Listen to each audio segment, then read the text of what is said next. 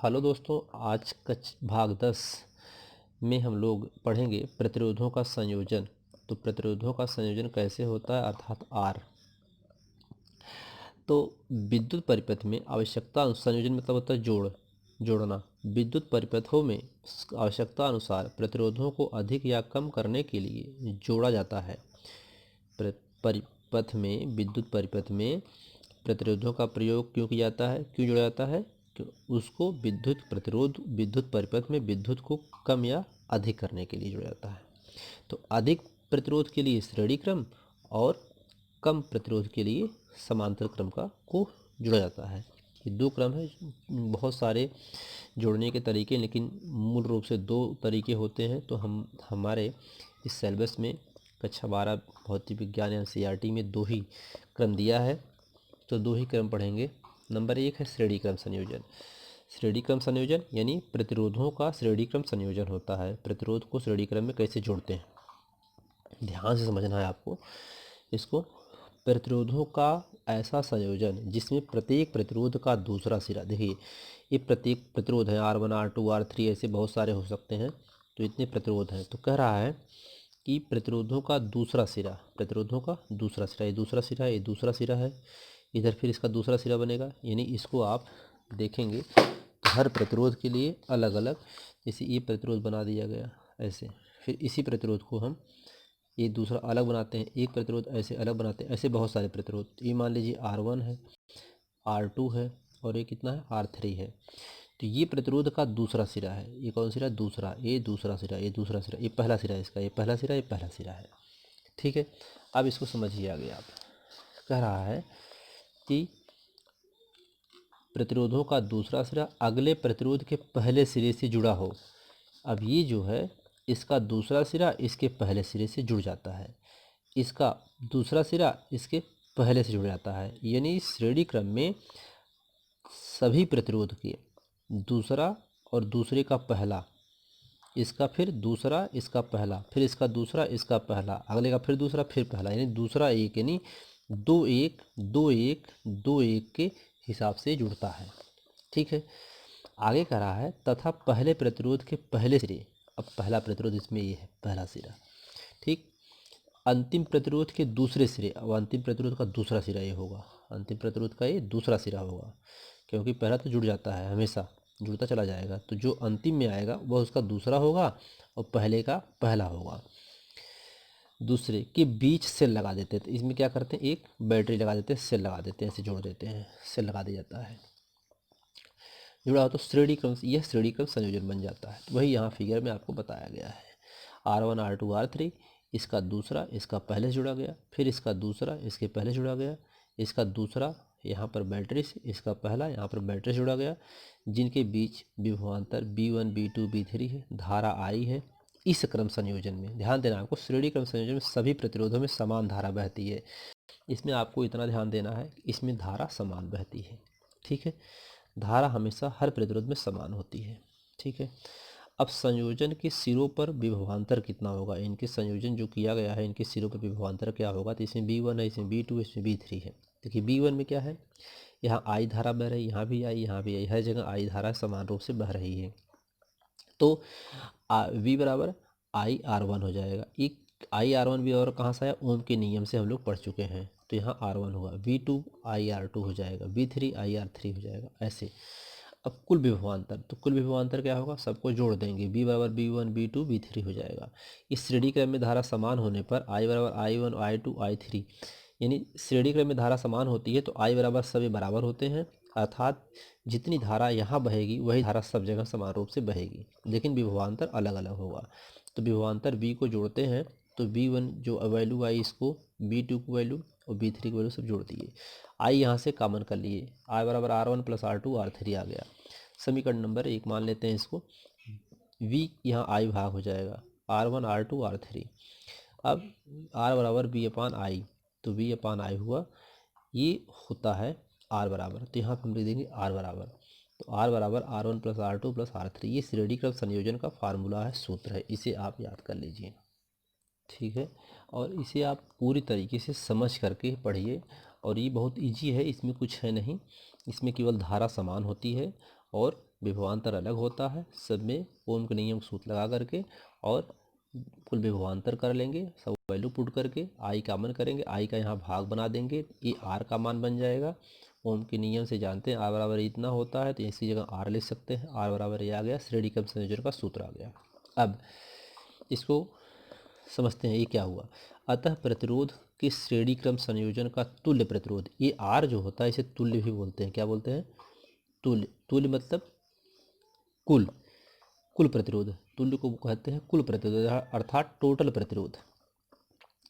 तुल्य प्रतिरोध संयोजन में जुड़े सभी प्रतिरोधों के योग के बराबर होता है, और उसमें जितने प्रतिरोध जुड़े होंगे सभी की क्या होता है, बराबर होता है। ठीक है, यदि श्रेणी क्रम संयोजन में n प्रतिरोध जुड़े हों, तो अगर उसमें कुल n प्रतिरोध जुड़े हों तो R बराबर R1 R2 R3 प्लस करके प्लस Rn तक होता है। ठीक है, ये होता है आपका श्रेणी क्रम संयोजन में n पदों के लिए।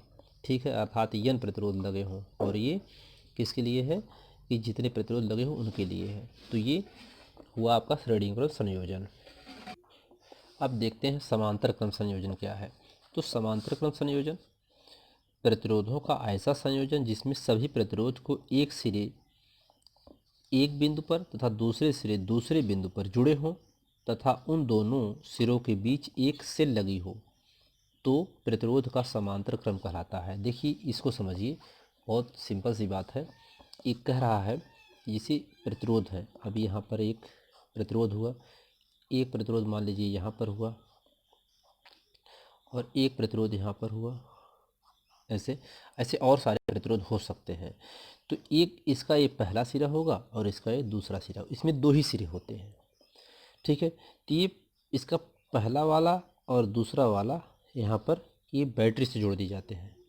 इसके सभी प्रतिरोध, जैसे मान लीजिए ए बी है, यह मान लीजिए ये वाला बीच वाला सी डी है, ये वाला मान लीजिए ई एफ है, तो ये A B C D E F तीन प्रतिरोध लगे हैं यहाँ पे, R1 R2 R3 तीन प्रतिरोध लगे हैं। इन तीनों प्रतिरोध को आप देखेंगे, इनके सभी पहले सिरे जो है, इसका पहला सिरा, इसका पहला सिरा एक बिंदु पर जुड़े हैं, और इसका दूसरा सिरा, इसका दूसरा सिरा, इसका दूसरा सिरा यहाँ पर एक बिंदु पर, अर्थात दो ही बिंदु पर जुड़े हैं, एक और दो बिंदु बनाए हैं।